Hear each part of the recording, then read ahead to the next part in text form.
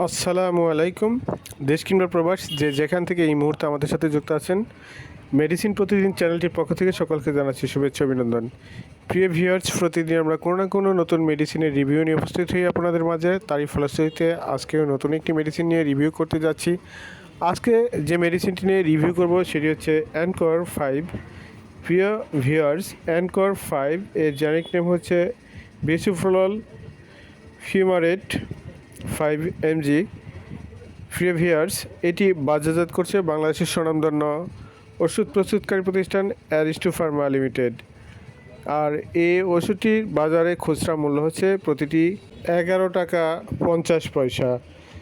এছাড়াও আজকের রিভিউতে থাকছে এর নির্দেশনা, মাত্রা ও সেবনবিধি, প্রোটিন নির্দেশনা, পার্শ্ব প্রতিক্রিয়া, গর্ভাবস্থা ও স্তন্যদানকালে এটি খাওয়া যাবে কি না, সতর্কতা, প্রিয় ভিউয়ার্স ইত্যাদি সমস্ত বিষয়ের সাথে থাকছি আমি মোহাম্মদ সাইদুর রহমান, ফার্মাসিস্ট। আর পুরোটা সময় জুড়ে সাথে থাকার জন্য আহ্বান জানাচ্ছি।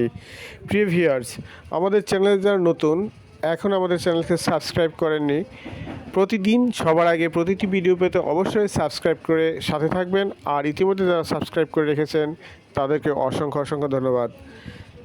নির্দেশনা: উচ্চ রক্তচাপ বা হাই প্রেশার, অ্যাঞ্জিনা, মাঝারি থেকে তীব্র হার্ট ফেইলর এই সমস্ত রোগের ক্ষেত্রে এই ওষুধটি ব্যবহার করা হয়ে থাকে। মাত্রা ও সেবনবিধি: উচ্চ রক্তচাপ রোগীদের প্রয়োজন অনুযায়ী বিসোফ্রোলের মাত্রা নির্ধারণ করা উচিত। প্রাথমিকভাবে 5 মিলিগ্রাম দিনে একবার, কিছু রোগীর ক্ষেত্রে 2.5 মিলিগ্রাম বা 2.5 মিলিগ্রাম প্রাথমিক মাত্রা হতে পারে। যদি 5 মিলিগ্রাম দিয়ে রক্তচাপ নিয়ন্ত্রণ করা না যায় তবে সেবন মাত্রা বৃদ্ধি করে দিনে 10 মিলিগ্রাম, তারপর প্রয়োজন হলে দিনে সর্বোচ্চ 20 মিলিগ্রাম পর্যন্ত ডক্টরের পরামর্শ অনুযায়ী দেওয়া যেতে পারে। অ্যাঞ্জিনা: 5 থেকে 10 মিলিগ্রাম দিনে একবার, সর্বোচ্চ মাত্রা 20 মিলিগ্রাম দিনে একবার, ডক্টরের পরামর্শ অনুযায়ী সেব্য। মাঝারি থেকে তীব্র হার্ট ফেইলর প্রাথমিকভাবে 1.25 মিলিগ্রাম করে দিনে একবার, সকালবেলা। 1 সপ্তাহ পর্যন্ত যদি সহনীয় হয় তবে প্রয়োজন হলে সেবন মাত্রা বৃদ্ধি করে 2.5 মিলিগ্রাম করে দিনে একবার, সকালবেলা 1 সপ্তাহ পর্যন্ত, এবং পরে 3.75 মিলিগ্রাম করে দিনে একবার 1 সপ্তাহ পর্যন্ত, পরবর্তীতে 5 মিলিগ্রাম করে দিনে একবার 4 সপ্তাহ পর্যন্ত, এবং 7.5 মিলিগ্রাম করে দিনে একবার 4 সপ্তাহ পর্যন্ত, এবং তারপর 10 মিলিগ্রাম করে দিনে একবার, সর্বোচ্চ মাত্রা 10 মিলিগ্রাম করে দিনে একবার করা যেতে পারে।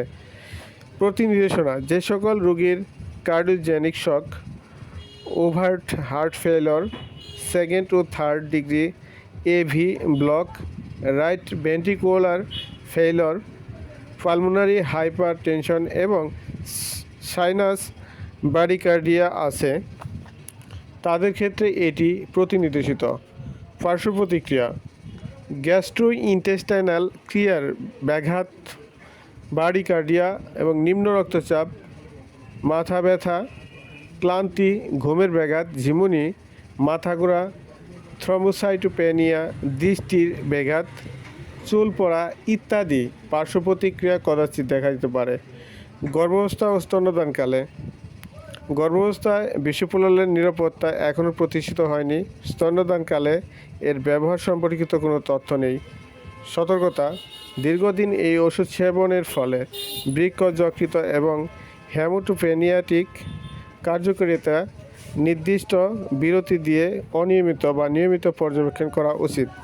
প্রিয় ভিউয়ার্স, আমাদের ভিডিওটি ভালো লাগলে অবশ্যই লাইক, কমেন্ট, শেয়ার করে পাশে থাকবেন। আজকের মতো এই রিভিউটি এ পর্যন্তই। পরবর্তী রিভিউ পর্যন্ত সকলে ভালো থাকবেন। আল্লাহ হাফেজ।